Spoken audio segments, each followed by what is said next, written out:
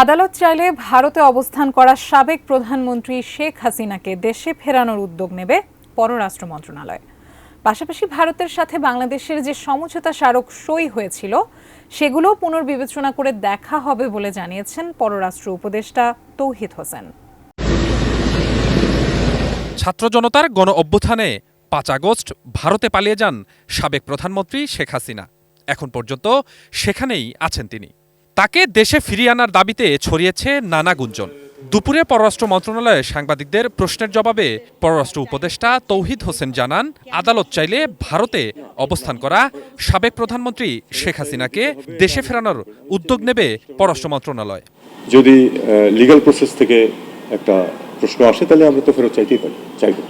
এটাই যদি আইন আদালত আমাদেরকে বলে যে তাকে ফেরত আনার জন্য ব্যবস্থা করবো, আমরা সেটা ব্যবস্থা করার চেষ্টা করবো। ভারত দেবে কিনা সেটা তাদের ব্যাপার। এ সময় তিনি জানান, ভারতের সাথে সই হওয়া সমঝোতা স্মারকগুলো পুনর্বিবেচনা করা হবে।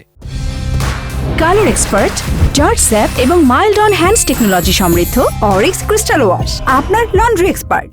সবকিছু নর্মাল হয়ে আসবে, তারাও ফিল করবেন এবং আসবেন। আমার তো মনে হয় ব্যাপার, কারণ যে প্রজেক্ট অনগোয়িং আছে সেগুলো তো শেষ করতে হবে।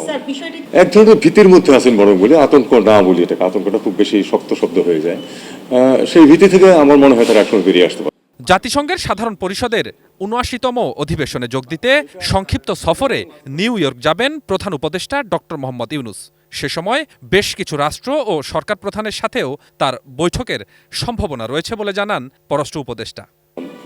যাচ্ছেন, তবে উনি খুব সংক্ষিপ্ত সফর করে চলে আসবেন। মানে যেটা ওনার ইনিশিয়ালি যে হয়তো ওয়াশিংটনে গেলেও বেশ কিছু কাজ হতে পারতো, কিন্তু দীর্ঘদিনের জন্য উনি যাবেন না, অল্প সময় খুব তাড়াতাড়ি নিউ ইয়র্ক থেকে ফিরে আসবেন।